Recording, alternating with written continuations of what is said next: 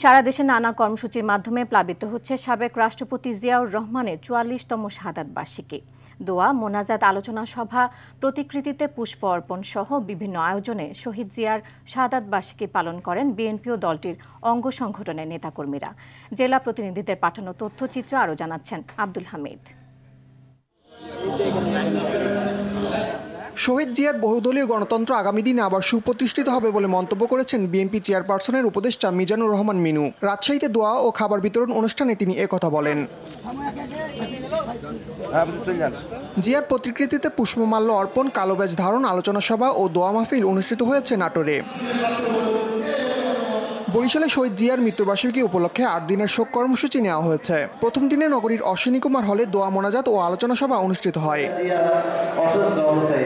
শাহাদাত বার্ষিকী উপলক্ষে শিশুদের জন্য কবিতা আবৃত্তি, চিত্রাঙ্কন প্রতিযোগিতা, আলোচনা সভা ও পুরস্কার বিতরণ অনুষ্ঠিত হয়েছে চুয়াডাঙ্গায়। দোয়া মাহফিল, রক্তদান কর্মসূচি ও দরিদ্রদের মাঝে খাবার বিতরণ করা হয়েছে যশোরে।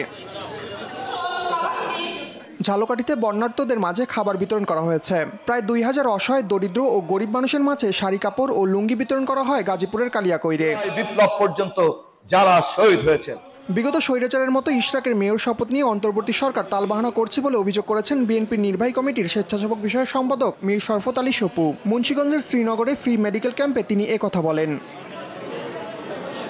দীর্ঘ ১৭ বছর পর ব্যাপক উচ্ছ্বাস নিয়ে পিরোজপুরে জিয়াউর রহমানের শাহাদাত বার্ষিকী পালিত হয়েছে। দুস্থদের মাঝে খাবার বিতরণ ও আলোচনা সভা অনুষ্ঠিত হয়েছে ময়মনসিংহ, টাঙ্গাইলে। নারায়ণগঞ্জে আলোচনা সভা, দোয়া ও বস্ত্র বিতরণী কর্মসূচি হয়েছে।